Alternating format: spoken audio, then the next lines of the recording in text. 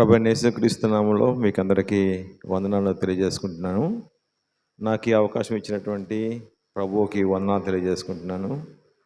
మరి అలాగే ఈ పుల్పిట్ని పాస్టర్ గారు మనకి ఈ అవకాశం ఇచ్చారు.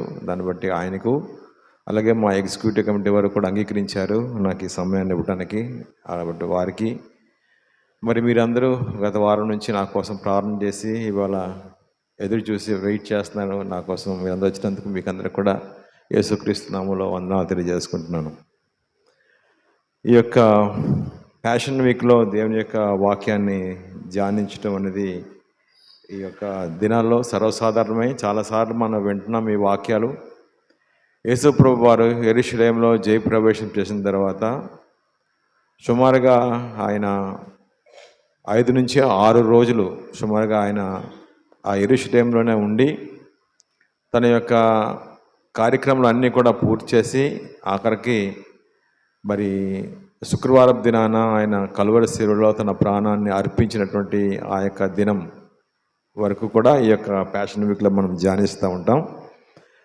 అయితే ఈ యొక్క ప్యాషన్ వీక్లో మరి మన యొక్క వాక్యంలో ధ్యానించినట్టుగా మరి మత్తయి సువార్త 21వ అధ్యాయంలో మరి అలాగే ఈ యొక్క జయప్రవేశం తర్వాత ఉన్నటువంటి పరిస్థితులను మరి 4 సువార్తల్లోని కూడా అది ఉంటుందన్నమాట.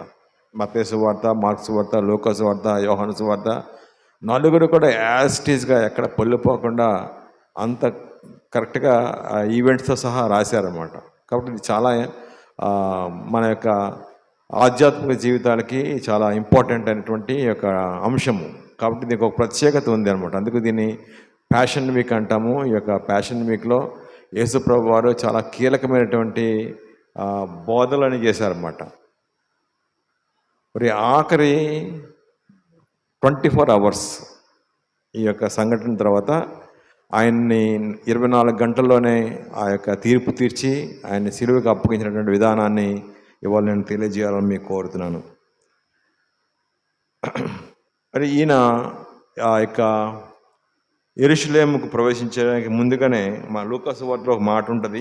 లూకా సువార్త 18వ అధ్యాయం 31వ వచనంలో 31 నుంచి 34 వరకు మనం చదివినట్లయితే నేను చదువుతాను. ఒకసారి ఉండవు, నేను చదువుతాను. ఓకే, నేను చదువుతాను, తర్వాత చూడండి. లూకా సువార్త 18వ అధ్యాయం 31వ వచనంలో ఈ మాటలు ఉంటాయి. ఆయన తన 12 మంది శిష్యులను పిలిచి, ఇదిగో యెరూషలేమునకు వెళుచున్నాము, మనుష్య కుమారుని గురించి ప్రవక్తల చేత వ్రాయబడిన మాటలన్నీ నెరవేర్చబడును. ఆయన అన్యజనులకు అప్పగింపబడును. వారు ఆయనను అపహసించి అవమానపరిచి ఆయన మీద ఉమ్మి వేసి ఆయనను కొరడాలతో కొట్టి చంపుదురు. 3వ దినమున ఆయన మరలా లేచినని చెప్పాను. వారు ఈ మాటలలో ఒక్కటేనూ గ్రహింపలేదు. ఈ సంగతి వారికి మరుగు చేయబడి గనుక ఆయన చెప్పిన సంగతులు వారికి బోధపడలేదు. ఇది జరిగిందనమాట. ఆయన 3.5 సంవత్సరాల పాటు పరిచయం చేసినటువంటి ఆ యొక్క విషయాలన్నీ కూడా ఎప్పటికప్పుడు చెప్పినప్పటికి కూడా వెళ్ళే ముందు కూడా మరి యేసు ప్రభు వారు ఆ మాటలను శిష్యులను దగ్గరికి పిలిచి మరి ఆ యొక్క విషయాలు చెప్పినప్పుడు నేను వెళ్ళబోతా ఉన్నాను యెరూషలేముకి, నన్ను వాళ్ళు పట్టుకుంటారు, అన్యాయంగా తీర్పు తీరుస్తారు, చంపేస్తారు, ఉమ్ము వేస్తారు, కొడతారు. అయినప్పుడు కూడా నేను మీ అందరి కోసము నేను దాన్ని భరించి నేను మృతుల్లో నుంచి లేస్తాను అని చెప్పిన తర్వాత వాళ్ళ తల్లిగారు ఏం చేశారంటే వాళ్ళకి 2 కుమారులను తీసుకొని వచ్చి, నువ్వు వెళ్ళే రాజ్యంలో నీ కుడి పక్కన ఒకరిని ఎడం పక్కన ఒకరిని పెట్టడానికి అవకాశం ఇవ్వు ప్రభువా అని తల్లిగారు అడిగారు కొన్ని దీనిలో ఉంటుంది. అప్పుడు ఆయన ఒక మాట చెప్పారన్నమాట. ఆయన చేయబోయేటువంటి ఆ యొక్క సిలువ ధ్యానాన్ని, సిలువ త్యాగాన్ని మర్చిపోయారు. వాళ్ళు పట్టించుకోవట్లేదు. వాళ్ళ ఆలోచన ఏముందంటే ఫిజికల్గా మాకు రాజ్యం వచ్చేస్తుంది, ఆ రాజ్యంలో ప్రధాన పోర్ట్ఫోలియోస్ మాకు కావాలి అనేటువంటి తలంపుతోనే ఆ శిష్యులు కూడా అప్పటికి ఉన్నారన్నమాట. కానీ ఈయన యొక్క రాజ్యము మరి వేరే రాజ్యం అని చెప్పి తర్వాత ఇప్పుడు మనకి అర్థమవుతుంది అనమాట. మన పాస్టర్ గారు చెప్పారు కదా, పరిశుద్ధాత్మ దేవుడు తండ్రి అయిన దేవుడు, కుమారుడు దిందిన పరిశుద్ధాత్మ దేవుడు. పరిశుద్ధాత్మ దేవుడు మరి ఆయన ఆరోహణమై వెళ్ళిన తర్వాత సంగమం ద్వారా, మరి ఆదిమ సంగమం ద్వారా మరి పరిశుద్ధాత్మ దేవుడు అనేక విషయాలని మరి మాట్లాడుతూ ఉన్నప్పుడు ఇవాళ అందరికి కూడా ఆ విషయం తేటతలం అయిపోయింది అనమాట. అయ్యో, ఆ రోజు యూదులైనటువంటి వాళ్ళందరూ కూడా యేసు ప్రభుని అన్యాయంగా తీర్పు తీర్చారే, ఆయన మన కోసము మన యొక్క పాపం నుంచి మనకు విడుదల కలుగజేయడానికి యేసుప్రభు వారు ఆ యొక్క తీర్పుని భరించి ఆయన నోరు కూడా మెదపకుండా ఆయన కలువరి శిలువలో చనిపోయారా అని చెప్పి పరిశుద్ధాత్మ దేవుడు మనందరితో కూడా మాట్లాడుతూ ఉన్నప్పుడు మనందరం కూడా ఆ విషయాన్ని ఒప్పుకొని మన యొక్క పశ్చాత్తాపడ్డామట. మరి బాప్తిస్మ యోహాను కూడా ఇదే చెప్తారన్నమాట. ఏంటంటే, మారు మనసు పొందండి, ఇదిగో నేడే గొడ్డల చెట్ల మీద ఉంచబడిందని చెప్పగానే చాలామంది మారు మనసు పొందుతారన్నమాట. కొంతమంది మారు మనసు పొందరు. అయితే తర్వాత మరి ఆ యొక్క సువార్త అనేది ప్రపంచ దేశాలకి వెళ్ళిపోయిన తర్వాత పరిశుద్ధాత్మ దేవుడు ప్రపంచంలో అనేక మందిని, ప్రపంచ నలుమూలకు కూడా ఆయన యొక్క మాటలు వెళ్ళిపోయిన తర్వాత వారి గొప్ప కార్యాలు మనం చూస్తూ ఉంటాం. కాబట్టి మనం టాపిక్లోకి వెళ్ళిపోదాం. కాబట్టి మత్తయి సువార్త 21వ అధ్యాయంలో ఈ యొక్క అంశం అయిన తర్వాత మరి నిన్న మొన్న కూడా ఏం చదివామంటే, యెరూషలేములో యేసుప్రభు వారు మొట్టమొదట ఆలయ శుద్ధి చేశారు. అది మన పాస్టర్ గారు చెప్పారు. తర్వాత రెండో రోజు ఆయన ఫిగ్ ట్రీ అంటే అంజూరపు చెట్టును చూసి శపించారు. అది కూడా వెళ్ళిపోయింది. ఆ తర్వాత ప్రార్థన వలన గొప్ప కార్యాలు మనం నిన్న చదివాం. ఈరోజు ఇంకొక ముఖ్యమైనటువంటి అంశాన్ని మనం ముందుకు తీసుకోదాం అనుకున్నాను.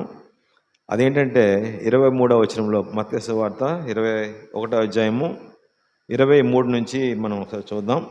23వ వచనంలో, దేవాలయంలోకి వచ్చి బోధించుండగా ప్రధాన యాజకులను ప్రజల పెద్దలను ఆయన యొద్దకు వచ్చి,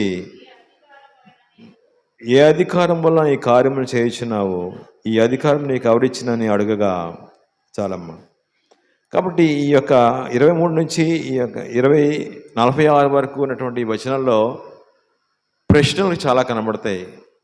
ఎవరిచ్చారు నీకు అధికారం అని ఆయన అడుగుతూ ఉంటే యేసుప్రభు వారు కూడా కొన్ని ప్రశ్నలు వాళ్ళని వేస్తారన్నమాట. ఏంటంటే, ఒక 2 ఉపమానాలు చెప్పిన తర్వాత యేసుప్రభు కూడా 2 ప్రశ్నలు వేసిన తర్వాత ఆయన చేసినటువంటి ఇందులో ఉన్నటువంటి ప్రశ్నలు ఏంటంటే, దానికన్నా ముందుగా ఇంకొక ప్రశ్న ఒకటి ప్రజల మధ్య నలుగుతుంది అన్నమాట. ఏంటంటే, అది 21వ అధ్యాయంలో 10వ వచనం,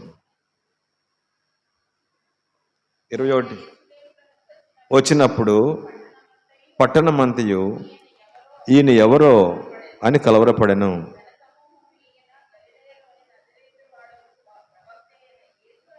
చాలా. కాబట్టి ఇక్కడ ఒక ప్రశ్న వచ్చింది. ఏంటి ఆ ప్రశ్న? అది ఈయన ఎవరు అనే ప్రశ్న ప్రజలందరిలో కూడా వచ్చిందనమాట. ఆయన వాళ్ళ మటుకు వాళ్ళు అడుక్కుంటున్నారు, పక్క వాళ్ళు అడుగుతూ ఉన్నారన్నమాట. ఈ సమాజంలో ఆ యొక్క ప్రశ్న రేగిందనమాట. ఫస్ట్ క్వశ్చన్ అంటే ఈయన ఎవరు, దానికి జవాబు మనం చూడబోతాం ఇప్పుడు. ఇక్కడ ఇచ్చిన జవాబు ఏంటంటే, ఈయన గలిలయలోని నజరేయుడగు ప్రవక్త అయిన యేసు అని 4 ఆయనకి పదాలు అక్కడ ఉన్నాయన్నమాట. గలిలయవాడు, తర్వాత ఈయన నజరేయుడు, ఈయన ప్రవక్త, ఈయన రాజు. చాలా తక్కువ ఉంది ఈయన గురించి చెప్పాలంటే, చాలా ఉంది లిస్ట్ అనమాట. కానీ ఆ యొక్క ప్రశ్నకి జవాబు వినేసరికి ప్రజలందరిలో కూడా గలిబిలి స్టార్ట్ అయింది. చూడండి, పట్టణం అంతయు, ఆయన యెరూషలేముకి వచ్చిన పట్టణం అంతా ఈయన ఎవరో అని కలవర పడుతున్నారట. ఎందుకు కలవరం ఎందుకు వస్తుంది? చాలాసార్లు ఈ కలవరం అనే మాట అనేక సార్లు మనం చూస్తాం. రెండో ప్రశ్న ఏంటంటే, ఈ అధికారం నీకు ఎవరిచ్చారు అని రెండో ప్రశ్న. మూడో ప్రశ్న ఏంటంటే, యేసుప్రభు వారు అడుగుతారు, మీరేం చేస్తారు అని తర్వాత అడుగుతామట. మీరైతే ఏం చేస్తారు అని ఒక ఉపమానం చెప్పి ఆయన ప్రశ్నిస్తారు. ఈ 3 ప్రశ్నలకి ఇవాళ మనం స్టడీ చేద్దాం. ఫస్ట్, యేసు ఎవరు? యేసుని గురించినటువంటి ఆలోచన మన హృదయాల్లో మనల్ని అడిగితే ఏం చెప్తాం?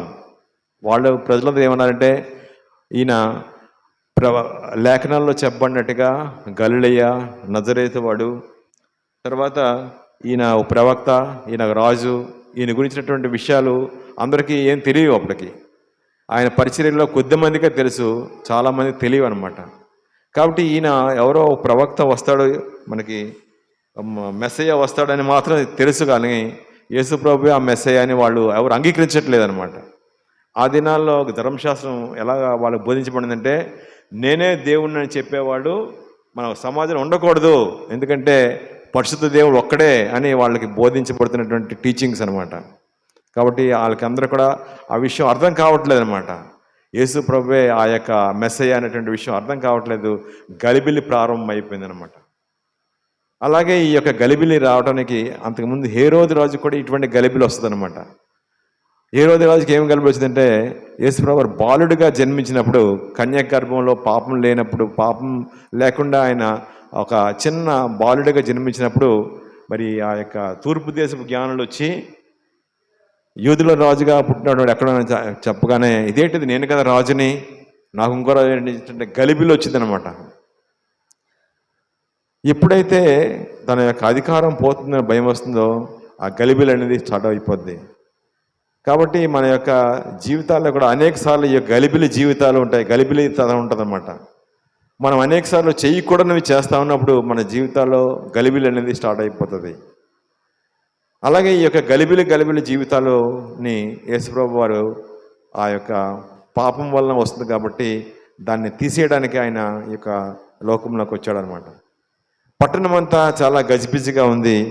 ఎందుకు కలవరం పడుతున్నారంటే, మరి మత్తయి సువార్త 2వ అధ్యాయం 3వ వచనంలో మనం ఒక మాట చూస్తాం అనమాట. ఇప్పుడు చూసిందే మనం, రాజులకు కలవరం. మార్కు సువార్త 11వ అధ్యాయం 18వ మాట చూడండి ఒకసారి. మార్కు సువార్త 11వ అధ్యాయం 18వ వచనం. శాస్త్రులను ప్రధాన యాజకులను ఆ మాట విని జనసమూహం అంతయు ఆయన బోధకు ఆశ్చర్యపడి ఆయనకి భయపడి ఎలా చంపించాలని వాళ్ళు ఆలోచన చేస్తున్నారు. థ్యాంక్స్ అమ్మ. ఒక పక్క నుంచి శాస్త్రులు, పరిసయ్యులు ఈయన్ని చంపేయడానికి ఆలోచన చేస్తున్నారు. ప్రజలేమో గలిబిలిగా ఉన్నారు. మరి రాజులైతే ఎలాగైనా ఈయన్ని తుదముట్టించాలనే ఆలోచన చేస్తూ ఉన్నారు అనమాట. మరి యూదులైతే ఆయన్ని ఎలా చంపించదమా అనేటువంటి ఆలోచన చేస్తూ ఉన్నారు. అలాగే లూకా సువార్త 19వ అధ్యాయం 47వ వచనంలో కూడా మనకు ఒక మాట కనబడుతుంది అనమాట. యేసు ఎవరో అని తెలుసుకోవడానికి, ఆ యొక్క యేసుని గురించినటువంటి మాటలు, లక్షణాలు తెలుసుకోవడానికి ఆ గలిబిలితనం వస్తుందన్నమాట. లూకా సువార్త 19వ అధ్యాయం 47వ వచనం. గట్టిగా, ప్రతిదినము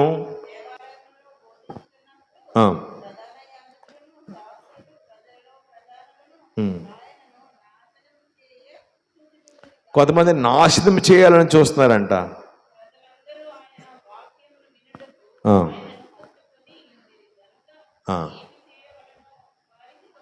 తోచలేదు. అధికారులు, యొక్క సమాజ శాస్త్రులు, పరిసయ్యులు, పెద్దలందరూ కూడా ఆయన్ని చంపడానికి ప్రయత్నం చేస్తూ ఉంటే, ప్రజలందరూ కూడా వాక్యాన్ని వింటున్నారు. కొంతమంది అంగీకరిస్తున్నారు, కొంతమంది తిరస్కరిస్తూ ఉన్నారు.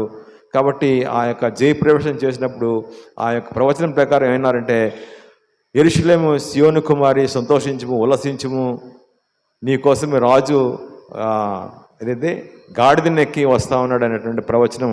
మరి జకరియా 9వ అధ్యాయం 9వ వచనం చదువు.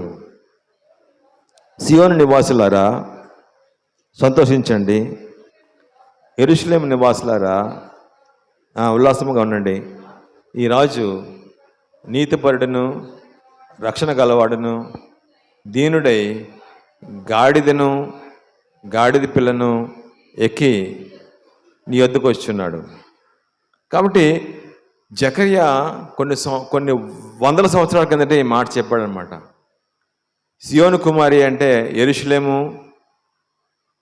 ఆ యొక్క యెరూషలేము నగరం అంతటిని కూడా సియోను కుమారిని బోధిస్తూ, ఆ రాజు యేసుక్రీస్తు ఒక రాజుగా ఆ గ్రంథకర్త పరిచయం చేస్తానమాట.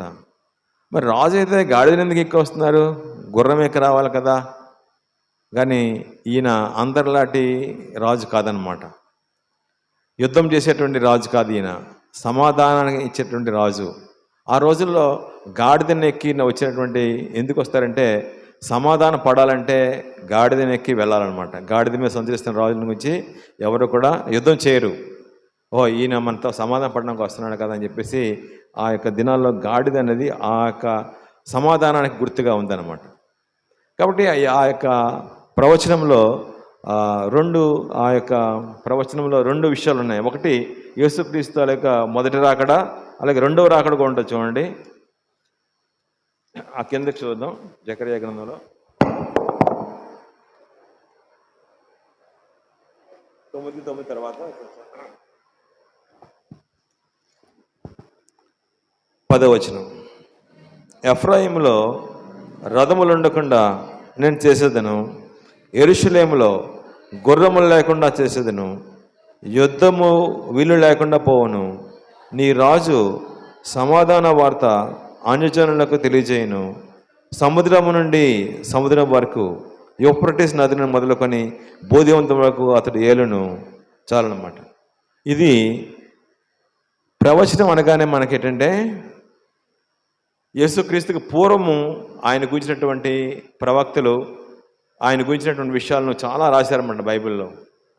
ఆయన పుట్టబోతా ఉన్నాడు, ఈ యొక్క భూమి మీద పరిశుద్ధుడిగా జన్మించిపోతా ఉన్నాడు, ఆయన తన ప్రాణాన్ని అర్పించి మనల్ని రక్షించి మాకు ఒక రాజ్యాన్ని ఇవ్వబోతున్న విషయాన్ని లేఖనాల్లో రాయబడి ఉంది. అది యేసుక్రీస్తు వచ్చినప్పుడు ఆ లేఖనాలన్నీ కూడా నెరవేరిపోయాయి. యేసుక్రీస్తు వచ్చిన తర్వాత కొన్ని లేఖనాలు చెప్పారు. ఏం చెప్పారంటే, నేను రెండోసారికి రాబోతా ఉన్నాను, నేను మధ్యాకాశంలోకి వచ్చినప్పుడు సిద్ధపడిన సంఘాన్ని నేను మధ్యాకాశంలోకి తీసుకువెళ్తాను అని చెప్పారు. అది ఇప్పుడు మనకు లేఖనముగా ఉందన్నమాట. అది నెరవేర్పు ఇంకా రాబోతుంది. దాని గురించి కూడా మరి ఈ యొక్క జకర్యా రాస్తా ఉన్నాడు. ఏంటంటే, సముద్రం మొదలుకొని సముద్రం వరకు భూదిగంతం వరకు అతడు ఏలును. కాబట్టి ప్రపంచంలో అన్ని చోట్ల కూడా ఆయన సువార్త వెళ్ళాలి, అప్పుడు దేవుని యొక్క రాకడ జరుగుతుంది అనేటువంటి లేఖనాన్ని మనం ఎదుర్కోబోతున్నాం. లేఖనాలని చెప్తా ఉన్నప్పుడు యేసు ప్రభు కాలంలో ఎలాగైతే అతను పట్టించుకోకుండా వదిలేశారో, ఈరోజు కూడా యేసు ప్రభు చెప్పినటువంటి భవిష్యత్తులో జరగబోయేటటువంటి ఆ యొక్క ప్రవచనాన్ని పట్టించుకోకుండా ఉంటున్నమాట. మనం వదిలేసాం, దాన్ని మర్చిపోయాం. కాబట్టే మనం ఆ యొక్క నిజమైనటువంటి మారు మనసు అనుభవం, పశ్చాత్తాప అనుభవం పొందలేకపోతాం అన్నమాట. వాళ్ళు అలాగే ఇదిగో నేను మీ అందరి కోసం నా ప్రాణాన్ని పెడుతున్నాను అని చెప్పడం డైరెక్ట్గా చెప్పాడు అనమాట. కానీ వాళ్ళందరికీ కూడా ఆ విషయం అర్థం కాలేదు, వాళ్ళెవరు కూడా అర్థం కాలేదన్నమాట. అర్థం కాకపోయిన తర్వాత కూడా ఆయన ఆ యొక్క లోపలికి వెళ్ళాడు. యెరూషలేం నగరంలో ఆ యొక్క 5 దినాల పాటు ఆయన చాలా టీచింగ్ ఇస్తారన్నమాట. అయ్యో వేషధారులారా, ఇంత ఉల్లాసపడుతున్నటువంటి యెరూషలేం నగరమా, నిన్ను చూసి నేను ఏడుస్తాను అంటాడన్నమాట. లోపలికి వెళ్ళిన తర్వాత ఆయన డిసెక్ట్ చేస్తున్నాడు అన్నమాట. సమాజాన్ని సంస్కరిస్తూ ఉన్నాడు అన్నమాట. సమాజాన్ని రూపుమాపడానికి ప్రయత్నం చేస్తున్నాడు. సమాజంలో ఉన్నటువంటి కుళ్ళని, అయ్యో సున్నం కొట్టిన సమాధులారా, మీరు పశ్చాత్తాపడండి, మీ బతుకులు మార్చుకోండి అని చాలా బోధిస్తారన్నమాట. బోధించి ఆఖరి 24 hours ఆయన మన కోసం చేసినటువంటి ఆ యొక్క త్యాగం అన్నమాట. మెల్ గిబ్సన్ అనేటువంటి ఒక ప్రఖ్యాత మరి దర్శకుడు ఉంటాడనమాట. ఆయన ఒకరోజు ఏం చేస్తారంటే, అమెరికా దేశంలో పెద్ద ప్రొడ్యూసర్, బాగా డబ్బు సంపాదించాడు. ఆయన సంపాదించిన తర్వాత కొన్ని సినిమాలు ఫ్లాప్ అయిపోతే ఆయన యొక్క చాలా నష్టంలోకి వెళ్ళిపోయాడు. లాస్ వచ్చింది, అప్పులో పట్టు బీదిస్తున్నారు, ఇక నా జీవితం ముగించుకుంటాను అని వెళ్ళిపోయి ఆస్ట్రేలియా దేశంకి వెళ్ళి ఒక హోటల్లోకి వెళ్ళి ఆయన హోటల్లోకి బయట నో డిస్టర్బెన్స్ అని చెప్పి 24 hours నేను ఎంజాయ్ చేస్తాను చేసి 12 గంటలకి నా 24 hours అయిపోయిన తర్వాత నేను పిస్టల్తో నేను సూసైడ్ చేసుకుంటానని చెప్పి రాసేసి డోంట్ డిస్టర్బ్ మీ చేసి బయట బోర్డు పెట్టించాడు. కూర్చొని అనమాట. 24 గంటల్లో 16 గంటల పాటు ఆయన అన్నీ కూడా చేశాడు అనమాట. అన్నీ అనుభవించాడు, తిన్నాడు, తాగాడు, ఏమైతే చేయాలో అన్నీ చేసుకున్నాడు. ఇక నేను చచ్చిపోతాను అనుకున్నాడు. ఆ యొక్క కనిపెట్టుకున్నాడు. 12 గంటలకు వెయిట్ చేస్తున్నాడంట. ఇంకా 12 గంటలు అవ్వలేదు కదా, ఇంకా 11 అయింది అని చెప్పేసి ఆ డస్క్ లాగేసరికి గిడియన్స్ వాళ్ళు పెట్టిన బైబిల్ అనుకోండి హోటల్లో ఉంటాయి, అది దొరికిందంట ఆయనకి. దొరకగానే తీసి చదివాడంట. మొత్తం మత్తయి సువార్త చదివాడంట. ఒక అరగంట అయిన తర్వాత మళ్ళీ చదివాడంట. మళ్ళీ పెట్టేసి మళ్ళీ చదివాడంట. ఈ టైం చూసేసరికి 4 గంటలు అయిపోయిందట. అదే 12 గంటలకు నేను చచ్చిపోతానని చెప్పాను కదా, 4 గంటలు అయిపోయింది కదా అని చెప్పేసి నేను ఎందుకు చచ్చిపోవాలి అనే ప్రశ్న వేసుకున్నాను అనమాట. నా గురించి ఒక వ్యక్తి చనిపోయిన తర్వాత నేనెందుకు చచ్చిపోవాలని చెప్పేసి ఆయన బయటకు వచ్చి, నేను ఈ 24 అవర్స్లోనే నేను చచ్చిపోదాం అనుకున్నాను. ఈ 24 అవర్స్ పాటు ఆ యొక్క మత్తయి సువార్తలో యేసు ప్రభు అనేటువంటి దేవుడు లాస్ట్ 24 అవర్స్ ఆ యొక్క జర్నీని ఒక పిక్చర్ కింద తీస్తాను అని నిర్ణయించుకొని అమెరికా దేశం వచ్చి ఆ యొక్క ప్యాషన్ ఆఫ్ ది క్రైస్ట్ అనేటువంటి పిక్చర్ని తీశాడంట. అతని పేరే మనకి ఇతను మాల్ గిబ్సన్ అనేటువంటి వ్యక్తి. ఈయన దేవుడు ఆ యేసుప్రభు యొక్క చరిత్ర నేను ప్రజలకు చూపించాలా, ఎందుకంటే ఆయన ఇంతవరకు కూడా ఆయన నా కోసం చనిపోయిన వ్యక్తి ఎవరు లేరు అనుకున్నాడట. ఎప్పుడైతే ఆ యొక్క వాక్యాలన్నీ చదివాడో యేసుప్రభు వారు యొక్క మత్తయి సువార్తలో ఆయన 24 అవర్స్ పాటు మన కోసం చేసిన త్యాగాన్ని ప్రజలందరికీ చెప్పాలని ప్యాషన్ ఫర్ ది క్రైస్ట్ అనేటువంటి సినిమాని తీశాడు. అది ఇవాళ అన్ని దేశాల్లో కూడా అది ప్రదర్శించబడతా ఉంది. అది అరబ్ కంట్రీస్ కూడా చాలామంది వద్దన్నారు, కానీ తర్వాత మరి కొన్ని కారణాలు బట్టి అది కూడా వాళ్ళు కూడా యాక్సెప్ట్ చేశారు. ప్రపంచమంతా కూడా సువార్త చెప్పడానికి దేవుడు ఆయన వాడుకున్నాడు అనమాట. ఈ విధంగా ఈయన తీసినటువంటి సినిమా అంటే ఆ యొక్క ప్యాషన్ ఆఫ్ క్రైస్ట్లో 24 అవర్స్లో యేసుప్రభు వారు తన యొక్క సిలువలో ఎంత త్యాగం, ఎంత కష్టం భరించాడనేది పిక్చరైజ్ చేశాడనమాట. కానీ ఇంకా డీటెయిల్డ్గా మనకు తెలియని విషయాలన్నీ కూడా బైబిల్లో ఉన్నాయి. ఇది నటన. ప్యాషన్ ఆఫ్ ది క్రైస్ట్ అనేది ఒకటి నటించింది, కానీ రియాలిటీ అనేది ఎలా ఉంటుందో మరి కొద్ది నిమిషాల పాటు నేను ధ్యానించాలని ఆశపడతా ఉన్నాను. మత్తయి సువార్తకి వెళ్ళిపోదాం ఒకసారి. మత్తయి సువార్త 21వ అధ్యాయంలో ఆయన 2 ఉపమానాలు చెప్తారు మత్తయి సువార్తలో. ఒకటి ఏంటంటే, ఒక తండ్రి ఉన్నాడు, తండ్రికి 2 కొడుకులు ఉన్నారనుకోండి. ఆ 2 కొడుకులు ద్రాక్ష తోటకు వెళ్ళి పని చేయమని చెప్పాడంట. ఫస్ట్ కొడుకుని పిలిచాడంట, నువ్వు వెళ్ళి పని చేయంటే నేను ముందు నో అన్నాడంట. తర్వాత వెళ్ళి మళ్ళీ మనసు మార్చుకొని వెళ్ళాడంట. రెండో కుర్రాడు వచ్చాడు, రెండో అబ్బాయి వచ్చాడు, నువ్వు వెళ్ళు బాబు అంటే ఆయన నేను వెళ్తానన్నాడు, కానీ తర్వాత వెళ్ళలేదనమాట.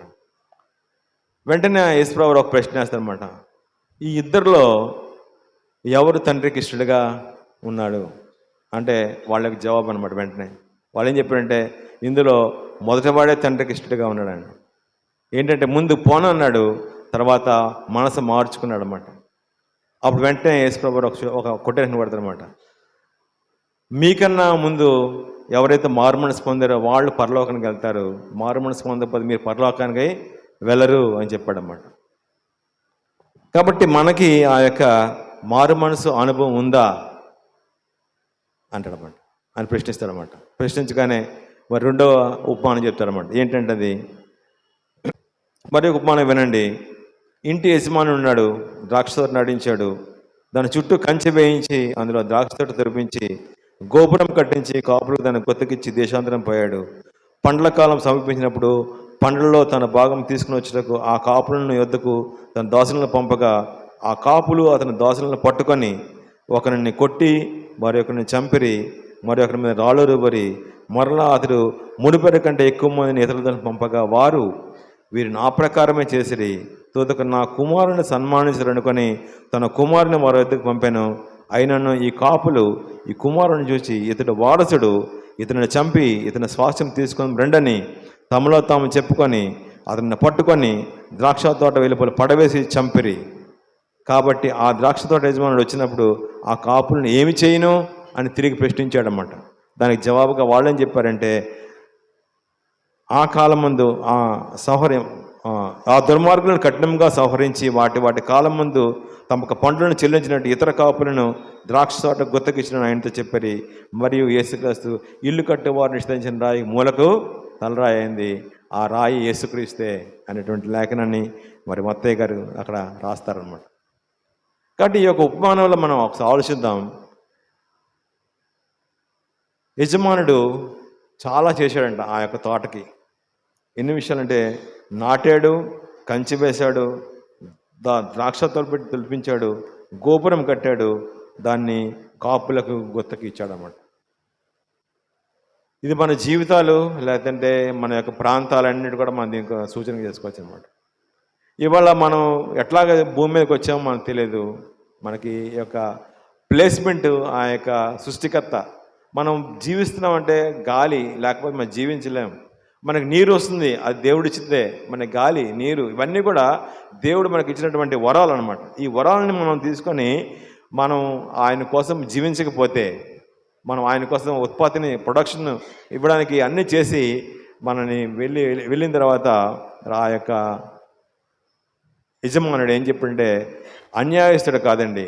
అక్కడ ఒక మాట ఉంది చూడండి, అతను దేశాంతరం పోయి నా మొత్తం 100% ఆయన అడిగాడా? అక్కడ ఏముంది చూడండి 34వ వచనంలో, పండ్ల కాలం సమీపించినప్పుడు పంటలో తన భాగం తీసుకుని వచ్చేటకు ఆ గాపుల యొద్దకు తన దాసుని పంపగా తన భాగం తీసుకుని వచ్చేటకు.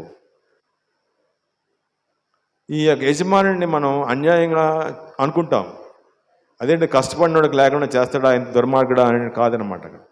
న్యాయవంతుడు ఏంటంటే తన భాగం తనకిమ్మన్నాడు కానీ పూర్తి భాగం ఇమ్మని చెప్పలేదు. కాబట్టి చాలా న్యాయవంతుడైనటువంటి తండ్రి. తర్వాత చాలామంది వారి మునుపటి వాళ్ళు తన సేవకులను పంపించారంట. దీన్ని ఎలాగుందంటే మరి లేఖనాసం చూసినట్టయితే అనేక సార్లు ఇశ్రాయేలు నా యుద్ధకు రండి చెప్పి ప్రవక్తల్ని పంపించారన్నమాట. యేసుప్రభు పాత నిబంధనలో ప్రవక్తలను మాటలు వినకుండా ప్రవక్తలను చంపిందని చాలా మరి గ్రంథంలో చాలా చూస్తామన్నమాట. ప్రవక్తలను మొత్తం ఆ యొక్క పాత నిబంధన గ్రంథంలో అవన్నీ ఉంటాయన్నమాట. యెరూషలేము నువ్వు మారు మనసు పొందు అంటే వాళ్ళకి నచ్చదనమాట. వెంటనే ఆ యొక్క ప్రవక్తలను చంపి చాలా హింసల పాలు చేసేటువంటి పరిస్థితి అనమాట. కాబట్టి ఆఖరికి ఆయన ఒక నిర్ణయం తీసుకున్నాడు అనమాట. సరే ప్రవక్తల మాట అలా ఉంచండి, నేను ఇంకా మిమ్మల్ని ప్రేమిస్తున్నాను కదా అని చెప్పి ఏం చెప్తాడంటే నా కుమారుడిని సన్మానించుకుని ఆయన నేను పంపిస్తాను నిర్ణయం తీసుకొని ఆయన పంపిస్తే ఆయన ఏం చెప్పాడంటే ఇతను వారసుడు కాబట్టి ఇతన్ని చంపుదాం రండి అని మరి ఆ యొక్క కథలని యేసుప్రభు వారు చెప్పారంట. అందరూ కూడా యేసుప్రభు వారి గురించి ఒక మాట ఉందన్నమాట. ఏంటంటే ఆ కాపులు వచ్చి ఆయన్ని పట్టుకొని కుమారుణ్ణి ఆ వారసులు అనుకొని చంపి తోట వెలుపల పడేశారంట. ఇది ఒక స్టోరీ అనమాట. యేసుప్రభు వారు చెప్పారు. అందరూ కూడా అర్థం కాలేదు అది, కానీ ఇప్పుడు చదువుతున్న పరిశుద్ధాత్ముడు మనకి అర్థం చేసేటమాట. ఆ యొక్క చంపినటువంటి కుమారుడే మన యొక్క సృష్టికర్త అయినటువంటి యేసుప్రభు వారు. మరి ఫస్ట్ క్వశ్చన్ ఏంటంటే ఈయన ఎవరు అనేటువంటి ఆ యొక్క ప్రశ్నకు జవాబు ఏంటంటే ఆయన ప్రవక్త, రాజు, మనకి యాజకుడుగా మనం చెప్పుకోవచ్చు. మరి సమాధానకర్త, న్యాయాధిపతి, తీర్పరి, దేవుని కుమారుడు, సమాధానాధిపతి, విమోచకుడు, రక్షకుడు, పునాదిరాయి, అభిషక్తుడు, ఆల్ఫా, ఒమేగా, ఇటువంటి గొప్ప గొప్ప పేర్లు కలిగినటువంటి ఆ యేసు ప్రభువే. చూడండి ప్రకటన గ్రంథం 1:8 వచనంలో ఉంటుందన్నమాట ఆయన యొక్క శక్తి. ప్రకటన 1:8 ఆల్ఫయు ఒమేగయు నేనే, వర్తమాన భూత భవిష్యత్ కాలంలో నేను ఉండేవాడు నేనే అని సర్వాధికారి. చాలన్నమాట. కాబట్టి ఆ యేసు ప్రభు యొక్క లక్షణాలని ఆ యొక్క మత్తయ్య గారు ఆ యొక్క 4 అక్కడ ఇవ్వబడ్డాయి, కానీ ఇవన్నీ కూడా ఆయన పేరు. కాబట్టి యేసుక్రీస్తు ఎవరు అనుకుంటున్నారు మీరు? ప్రతి ఒక్కరు కూడా ఆ ప్రశ్న వేసుకుంటే మీ జవాబు మీకు తెలుసు అనమాట. మీరు ఏమనుకుంటున్నారు యేసు ప్రభుని గురించి? ఆయన ఒక రక్షకుడిగా మీరు అంగీకరించారా? లేకపోతే అందరు దేవుళ్ళాడు ఒక దేవుడిగా చర్చికి వస్తే సరిపోతులే, పాటలు పాడితే సరిపోతుందిలే, లేకపోతే నాయకత్వం వహిస్తే సరిపోతుందిలే అనుకొని వెళ్ళిపోతున్నామా? అది చాలదనమాట. యేసుక్రీస్తుని వ్యక్తిగతంగా నువ్వు ఆయన అంగీకరించకపోతే ఆ యొక్క పరలోక రాజ్యం మనకి రాదు అని చెప్పాడనమాట. నువ్వు మారు మనసు పొందకపోతే నువ్వు పరలోక రాజ్యానికి వెళ్ళవని చాలా సూటిగా చెప్పాడనమాట. ఎవరు? బాప్తిస్మ యోహాను. ఆయన కూడా ఇంత చెప్పాడనమాట. తండ్రికి ఇష్టడుగా జీవించలేము మనం. మన యొక్క జీవితం తండ్రికి ఇష్టంగా ఉండకపోతే మనం ఆ యొక్క దేవుని యొక్క రాజ్యంలో మనం ఉండలేము. రెండో ఉపమానం కూడా ఆ విధంగా ముగిసిందనమాట. మూడో ప్రశ్న అనమాట. ఆయనకి ఒక ప్రశ్న ఇచ్చారు, ఈ అధికారం నీకు ఎవరిచ్చారు? ఇష్టం వచ్చినట్టు నువ్వు మాట్లాడుతున్నావు, ఇష్టం వచ్చినట్టు ఆలయంలో అన్ని ఇసురు కొట్టేస్తున్నావు, ఆ అద్భుతాలు అందరిని స్వస్థపరుస్తున్నావు, నీకు ఎవరిచ్చారు అధికారం అని పట్టుకున్నారన్నమాట. ఆయన ఒక ప్రశ్న వేశారు తిరిగి. నేను ఒక ప్రశ్న వేస్తాను, జవాబు చెప్పండి అన్నారన్నమాట. బాప్తిస్మా యోహాను తీసుకొచ్చారు అక్కడికి మధ్యలోకి. యేసుప్రభు వారు తీసుకొచ్చి మధ్యలో నిలబెట్టి ఆ బాప్తిస్మా యోహాను గారిని చూపిస్తూ, ఇతను ఎవరు పంపించారు అంటే, యెహోవా దేవుడు పంపించాడు. ఆప్షన్స్ ఉన్నాయన్నమాట. ఏ, దేవుడు పంపించాడు, బి, మనుషులు నిర్ణయించారు అని ఇచ్చారన్నమాట. కానీ వాళ్ళు ప్రజలందరూ ఏమన్నారంటే థర్డ్ ఆప్షన్ పెట్టారన్నమాట, మాకు తెలియదు అన్నారన్నమాట. కానీ యేసుప్రభు కూడా కరాటంగా, నేను కూడా మీకు జవాబు చెప్పనన్నమాట. అధికారనే నువ్వు నీకు అధికారం ఎవరు ఇచ్చారంటే చాలా మరి అది అర్థం లేని ప్రశ్న అనమాట. ఒకసారి ఆ యొక్క అధికారం గురించి మరి నిర్గమాకాండం 2:14 ఒక మాట ఉంటుంది అనమాట. మోషే గారి గురించినటువంటి విషయంకి వెళ్తే నిర్గమాకాండం 2:14 చూడండి ఒకసారి. హెబ్రీయులైన మనుష్యుడు గట్టిగా చూచి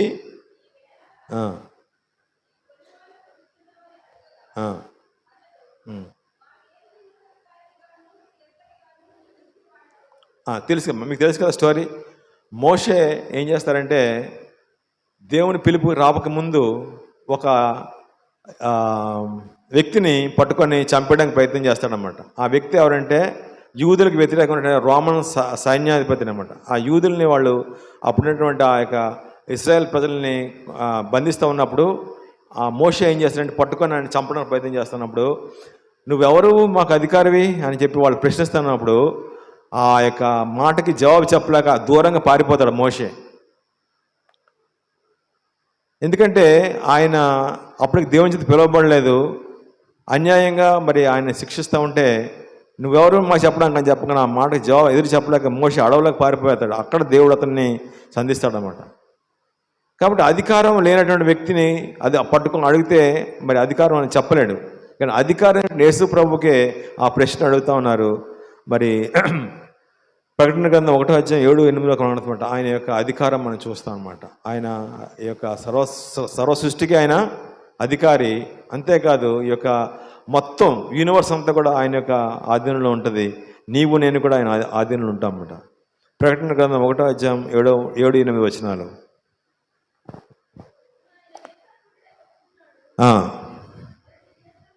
ప్రతి నేత్రం ఆయన చూస్తారు. భూజనులందరూ కొట్టుకుంటారు, అవును ఆమేన్. అంటే ఒకనొక దినాన ఆయన యొక్క అధికారం అనేది మనం చూడబోతాం అన్నమాట. కాబట్టి ఆయన సర్వాధికారి, సర్వసృష్టికర్త.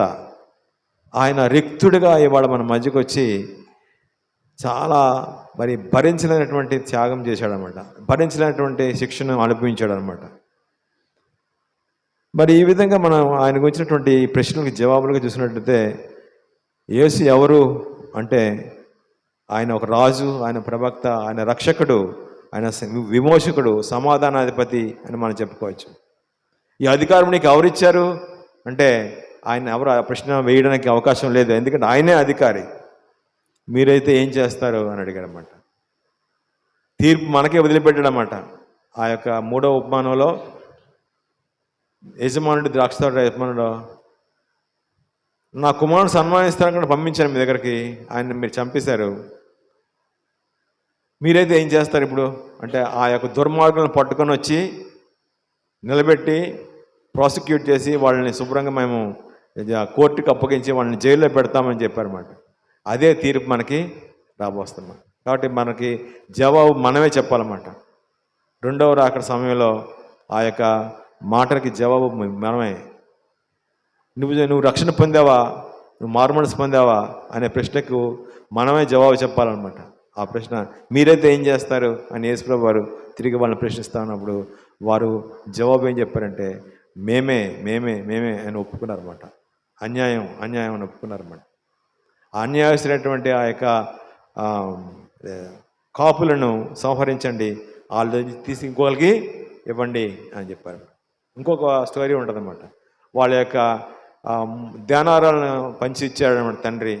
ఒకడికి 10 మంది పిలిచి 10 మందికి 10 ఇస్తే ఒకడేమో ఒకదాన్ని 10 చేశాడంట, ఒకదాన్ని 5 చేశాడంట, ఒక ఆయన ఏంటంటే గోతులని పెట్టాడంట, మిగతా 7 కూడా అది దూరంగా వెళ్ళిపోయారంట. కాబట్టి బల నమ్మకం దోషాన్ని 10 అభివృద్ధి చేసిన వాడిని 10 పట్టణమే అధికారిగా అన్నాడు. 5కి ఒకదాన్ని 5 చేసిన వాడిని నువ్వు కూడా శబాష్ అన్నాడు అనమాట. ఇంకొక ఆయన్ని కఠిన ఏమనంటే నువ్వు దీన్ని సహకారం వద్ద ఎందుకు ఉంచలేదు అని చెప్పి వాడిని కొట్టులో పెట్టేశారు. మిగతా 7 కూడా ఆయన మరి ఆ యొక్క రాకుండా కూడా చేశాడు అనమాట. కాబట్టి తీర్పు అనేది రాబోతోంది. ఈ ప్రవచనంలో జక్కయ్య కూడా చెప్పారన్నమాట. ఆయన ఈ దిగ్గర నుంచి భూమి నుంచి ఈ చివరి నుంచి ఆ చివరి వరకు ఆయన ఏలేటువంటి దినం ఒకటి రాబోతుంది. దానిలో ప్రతి ఒక్కరు కూడా మనం జవాబు చెప్పాల్సిన పని మనకు ఉందన్నమాట. కాబట్టి 3వ ప్రశ్న జవాబు ఏంటంటే మీరైతే ఏం చేస్తారు, నేనైతే ఏం జవాబు చెప్తాను. 3 ప్రశ్నలు జవాబు. ఒకటి, యేసు ఎవరు అన్నారు. 2దేమో ఈ అధికారుని ఎవరిచ్చారని అడిగారు. 3వ ప్రశ్న ఏంటంటే మీరైతే ఏం చేస్తారు, మీరైతే యేసుక్రీస్తు గురించి ఏం నిర్ణయం తీసుకుంటారు, యేసుక్రీస్తు గురించి ఎటువంటి అభిప్రాయం మీకుంది. ఈ యొక్క గిబ్సన్ అనేటువంటి వ్యక్తి యేసుక్రీస్తుని గురించినటువంటి 24 అవర్స్లో యేసు పడినటువంటి వేదనను తెలియజేయాలని ఒక పిక్చర్ తీశాడు. చాలామంది డిస్కరేజ్ చేశారన్నమాట. అది ఎవరికి ఇష్టపడదు, నువ్వు ఇంకా లాస్ అయిపోతావు అని డిస్కరేజ్ చేస్తే ఆయన లేదు నేను ఎలాగైనా సరే చెప్పాలి అని చెప్పి అనుకొని ఆ పిక్చర్ తీశాడు. ఇవాళ అనేక మందికి ఇది యేసు ప్రభువుని చెప్పడానికి ఒక మార్గదర్శనం అయిపోయింది. ఆ విధంగా మరి మత్తయి సువార్తలో మరి ముందుకు వెళ్ళినట్లయితే అన్యాయంగా ఆ యొక్క యేసు ప్రభుని 26:56 మత్తయి సువార్త 26:56 అయితే ప్రవక్తల లేఖనము నెరవేరినట్లు ఇదంతా జరిగినని చెప్పాను. అప్పుడు శిష్యులందరూ ఆయన విడిచి పారిపోయారు. ఇక్కడి నుంచి 24 అవర్స్ ఆయన పడినటువంటి వేదనను ఒక 10 మినిట్స్లో మీకు మీ మధ్య ఉంచుదామని ఆశపడతా ఉన్నాను. ఏం జరిగింది? 24 గంటల పాటు యేసుప్రభు వారు మరణ వేదన అనుభవించాడు అనమాట. అందరూ శిష్యులు వెళ్ళిపోయారనమాట. మరి యేసుని పట్టుకున్న వారు ప్రధాన కైపు తీసుకుని పోయారు. సుమారుగా 9 సార్లు ఆయన్ని విచారించేశారనమాట. 9 సార్లు ఇటు అటు తిప్పారనమాట. ఆఖరికి మాయోపాయం చేత అతను అబద్ధ సాక్ష్యం వెతికి ఏం చేశారంటే 66వ వచనం, మీకేం తోస్తుంది, వీడు మరణంనకు పాత్రుడైనారు. 6 ముఖం మీద ఉమ్ము వేశారు, ఆయన గుద్దారు, ఆయనను అరచేతులతో కొట్టారు. క్రీస్తు నిన్ను కొట్టిన వాడెవడో ప్రవచింపమని చెప్పారన్నమాట. కాబట్టి సిలువ వేయండి, కొరడాలతో కొట్టండి అనేటువంటి ఆ యొక్క తీర్పు అనేది జరిగిందనమాట.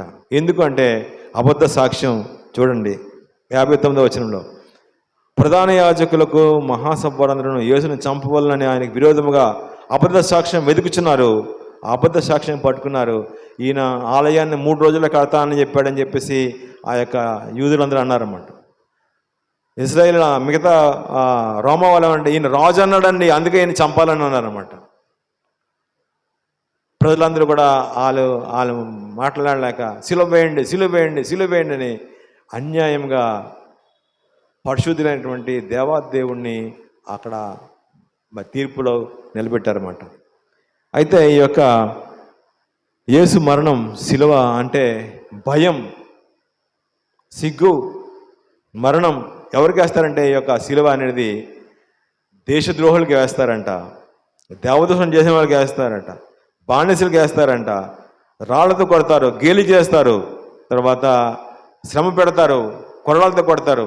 ఇవన్నీ కూడా అందులో జరుగుతాయన్నమాట. ఆ యొక్క రోమ ప్రభుత్వం భయంకరమైన శిక్షల్లో దీన్ని చేశారన్నమాట.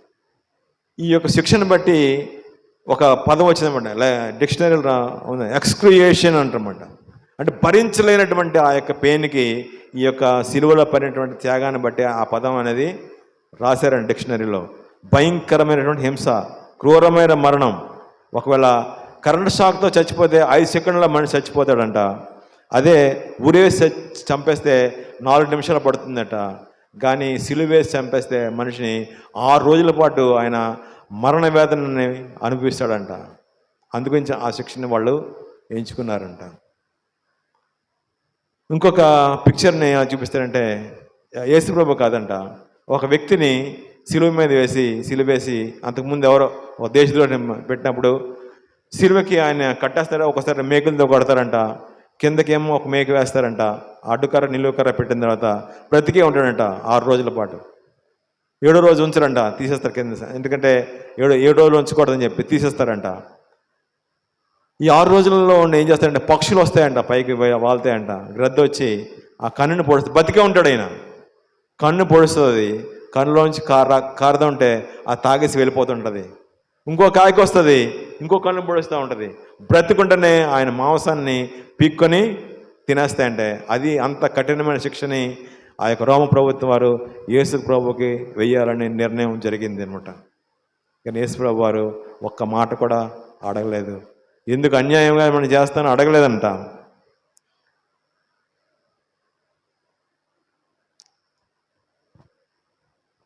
కొరడాలతో కొట్టండి అన్నారంట. కొరడా గురించి ఒక విషయం చెప్తాను మీకు. ఆ కొరడ ఎలాగుంటుందంటే రోమా ప్రభుత్వం దాని కొరడ ఎలాగుంటుందంట, ఒక అడుగు పొడవు ఉంటుందట కర్ర, ఇది పిడి ఉంటుందట, ఈ పిడి చివరిన తోలు ఉంటుందట, ఈ తోలు చుట్టి ఈ తోలుకి మరి రెండు పీలికలు వస్తాయట, ఈ పీలికలు చివరిన పెట్టి ప్రతి చివరిన కూడా ఏముంటుందంటే షార్ప్ ఎడ్జెస్ ఉంటాయంట. అవి ఒకసారి అవి ఇనుముగానే అవ్వచ్చు, గాజు పెంకులని అవ్వచ్చు, సీస బొక్కలను పెట్టి గట్టిగా టై చేస్తారంట. ఇలాగ తిప్పి ఇలా విసిరి కొట్టగానే అది అలా గుచ్చుకొని వెనక్కి లాగరంట. వాళ్ళు తిరిగి ఇలా తిప్పుతారంట, తిప్పి మరి ఇంకో దెబ్బ కొడతారంట, కొట్టగా మళ్ళీ గుచ్చుకుంటుందంట, ఇలాగ దున్నినట్టు అయిపోతుంది అనమాట శరీరం. ఈయనకి ఏం తిప్పంటే 39 దెబ్బలు కొట్టాలన్నారు. మధ్యలో శతాధిపతి కూర్చున్నాడు, లెక్క పెడుతున్నాడు, ఒక సైనికుడు ఒకటి వేసాడు అనమాట. మరి ఎలాగంటే కిందన అడుగు చెక్క ఉంటుందట, చెక్క బట్టి ఈ 2 చేతులు కట్టి కాళ్ళేమో దూరం పెడతారు. పెట్టిన తర్వాత ఇటు నుంచి ఒకడు కొడతాడనమాట, ఇటు నుంచి ఇంకోటి 2 దెబ్బ కొడతా ఉంటే ఇలాగా పీక్కిపోతుంటుందట. ఇటు ఒకటి వేస్తూ ఉంటే డైమండ్ షేప్స్లో ఆ యొక్క శరీరం కనుక మొక్కలు ఎగురుతూ ఉంటాయి అనమాట. కొడతా ఉంటుంటే 39 దెబ్బలు కొడతా ఉంటుంటే శరీరం మీద ఆ యొక్క చర్మం మొక్కలు లెగిసిపోయి ఎగురుతూ ఉంటాయట. అవి తినడానికి పక్షులన్నీ పైన తిరుగుతాయంట. యేసుప్రభుని అలాగే 2 చేతులు కూడా కింద కట్టి నూట్ చేశారంట, బాడీ అంతా కూడా చూసి నేను దిగంబరుడిగా ఉన్నారు, కొడతా ఉన్నారన్నమాట. 39 దెబ్బలు కొట్టారు, మన కోసము భరించాడు ఆయన. ఎలాగైపోయిందంటే శరీరం రక్తం కావటం, డైమండ్ షేప్స్ వచ్చరా ఆయన శరీరం ఇలా అయిపోతుంది. 39 దెబ్బలు కనుక ఆయన శరీరం మన కోసం దున్నవేయబడిందట.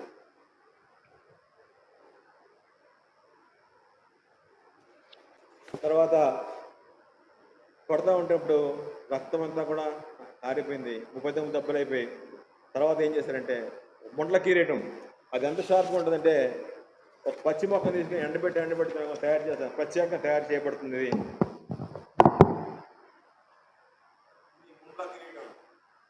దాన్ని గట్టిగా నొక్కి కర్రతో కొడతాను, లోపల చూసుకుంటుంది, లోపల నుంచి రక్తం కంటిలో కారుతా ఉంటుంది. కళ్ళు మూస్తే ఎప్పుడైతే కంటిలో రక్తం వస్తుందో కళ్ళు మూసిపోతాయి.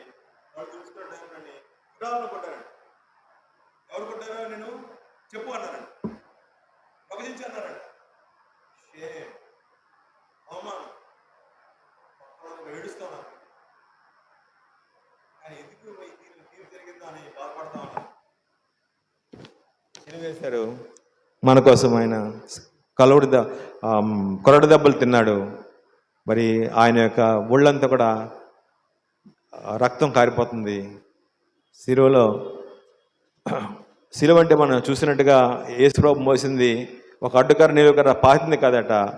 ముందు అడ్డుకర్రని భుజం మీద పెడతాడు. సుమారుగా 60 కేజీలు ఉంటుందట. ఇది 60 కేజీలు ఉన్నటువంటి యొక్క దీన్ని మోసుకుంటూ ఊరందరం మధ్యలోంచి వెళ్తుంది అనమాట. వెళ్తూ ఉంటా చాలామంది రాళ్ళతో కొడతారు, గేలి చేస్తారు, చాలా వాళ్ళు ఇష్టం వచ్చినట్టు ఆయన్ని చేస్తూ ఉన్నారు అనమాట. గెడ్డం పీకుతున్నారు, ఉమ్ము వేస్తున్నారు. అవన్నీ కూడా మరి రాయబడ్డు ఉన్నాయి సినిమాలో. అవన్నీ కూడా మనం చూపించలేకపోవచ్చు. చూడండి, ఆ మత్తయి సువార్తలోనే ఉన్నాయన్నమాట.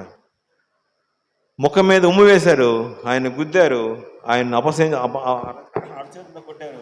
నేను కొట్టినవాడో ప్రవచించమని చెప్పారన్నమాట. పేదలుగా దూరం నుంచి చూస్తున్నారన్నమాట. అయినా సరే ఆయన ఒక్క మాట కూడా మెదపలేదండి, ఒక్క మాట కూడా మెదపలేదు. చాలా భయంకరమైనటువంటి ఆ యొక్క పరిస్థితి. ఆఖరికి శిలువ దగ్గర తీసుకొచ్చారన్నమాట. ఆయన చేతుల్లో కొట్టినటువంటి మేకులు చూడండి ఒకసారి ఎంత ఉన్నాయి అవి. ఇటువంటివి రోమా ప్రభుత్వం వాళ్ళు ఉపయోగిస్తున్నటువంటి మేకులు అనమాట. ఇవి చూడండి, కొడతా ఉంటుంటే చేతికి రెండు, ఈ చేతి కొట్ట, ఆ చేతి కొట్ట కొట్టారు. కాళ్ళల్లో ఇలాగ వేసి కొట్టారన్నమాట. పెద్ద మేక ఉంటుంది, రెండు చిన్నవి ఉంటాయి.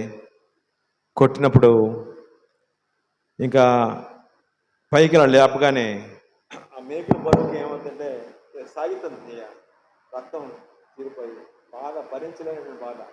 అందుగురించి ఎక్స్క్రియేషన్, భరించలేనటువంటి బాధతో ఆయన నా తండ్రి, నా తండ్రి, నా చెయ్యి ఎందుకు విడిచిపెట్టావు, భరించలేకుండా ఉన్నాడు అనమాట. రక్తం అంతా కారిపోయింది, ఇంకేం లేదు. ఇంకా సిలువలో అరుస్తూ ఉన్నాడు. దాహం వేస్తుంది, రక్తం కారిపోయిన తర్వాత ఇంక ఎక్కడికో లేదా నాలుక మీద పిడచేటుకు పోయి దాహం దాహం అన్నాడంట. చిరకనిస్తే కొద్దిసేపు అది త్యాగగానే మత్తు వస్తుందంట అని చెప్పి వాళ్ళు ఇస్తే దాన్ని రిజెక్ట్ చేశాడు. నేను భరిస్తాను. ఎవరి గురించి? నా గురించి, మీ గురించి భరిస్తానని రిజెక్ట్ చేశాడు. తప్పికొన్నానన్నాడు. ఆఖరికి ఆక్సిజన్ అందట్లేదు, చర్మం చిరిగిపోతుంది, రక్తం లేదు, కిడ్నీలు పోయాయి, కిడ్నీలు పనిచేయట్లేదు, హార్ట్ పనిచేయడం మానేసింది, ఊపిరితిత్తులు ఆక్సిజన్ అందించలేకపోతా ఉంది.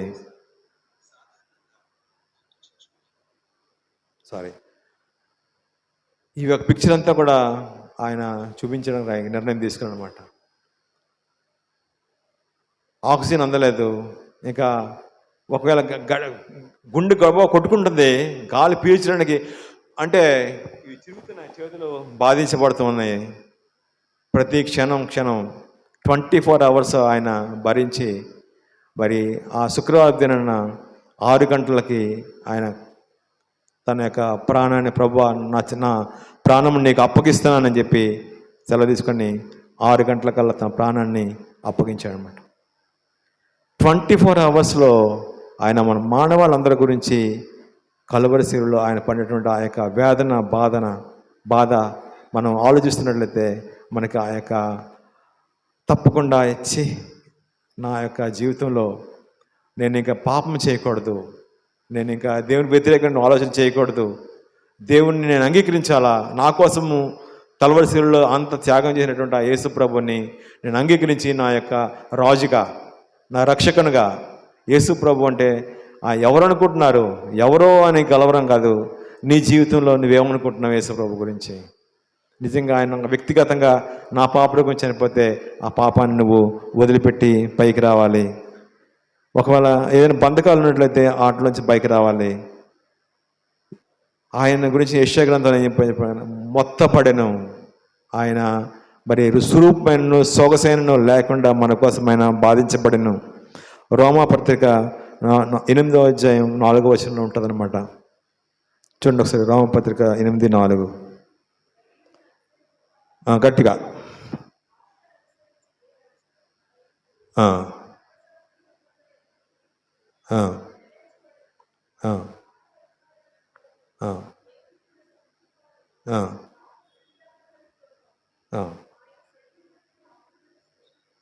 చాలమ్మా.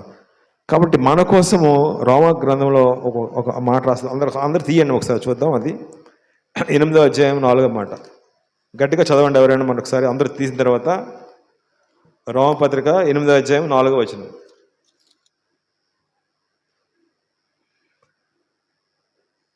పాప పరిహార నిమిత్తము దేవుడు తన సొంత కుమారుని పాప శరీరాకారంతో పంపి ఆయన శరీరం ముందు పాపమునకు శిక్ష విధించాను. అదే ఇప్పుడు మనం చూసాం అనమాట. కాబట్టి ఇప్పుడు మనకి 8:1 ఏముందంటే, కాబట్టి ఇప్పుడు క్రీస్తు యేసునందు వారికి ఏ శిక్ష లేదు, క్రీస్తు యేసు నందు జీవమునిచ్చు ఆత్మ యొక్క నియమ పాప మరణం నుంచి మనల్ని రక్షించను. యేసు ప్రభు చనిపోకపోతే ఆ శిక్ష మనకి రావాల్సిందనమాట. ఆయన చనిపోకపోతే మనం ఆ యొక్క మరణంలో ఉండాల్సిందనమాట. నిత్య మరణంలో ఆ యొక్క భరించినటువంటి వేదన నుంచి మనల్ని విడుదల చేయడానికి ఆయనే కల్వరి శిలువలో తన ప్రాణాన్ని అర్పించి అక్కడతో ఆగిపోలేదు. తన యొక్క శక్తితో తన మృత్యుంజయుడే లేచి మన కోసం ఇవాళ ప్రధాన యాజకుడిగా అక్కడ తండ్రి వద్ద ఎదురు చూస్తూ ఉన్నాడు అనమాట. కాబట్టి మనం ఎదుర్కొనేటువంటి సమయంలో ఇంకో రెండవ ప్రవచనం ఏంటంటే, మధ్యాకాశంలోకి వచ్చినప్పుడు మనందరం కూడా ఆయన ఎదుర్కోవాలి. ఎప్పుడు ఎదుర్కొంటాం అంటే ఆయన్ని మనం అంగీకరించి మనం ఆయన కోసం ఒక నిర్ణయం చేసుకున్నప్పుడు మాత్రమే మనం ఆయన దగ్గరికి ఆకర్షించబడతాం. లేకపోతే మారు మనసు పొందకపోతే నాకు తెలియదు అని చెప్పి ఆయన ఈ యొక్క భూమి మీదే ఉంచేస్తాడనమాట. కాబట్టి ఆ యొక్క త్యాగాన్ని మనం తీసుకొని ఆ రక్షణలోకి వెళ్దామా? యోహాను సువార్త 2:22 వచనంలో మాట ఉంది చూడండి. యోహాను సువార్త 2:22 మాట.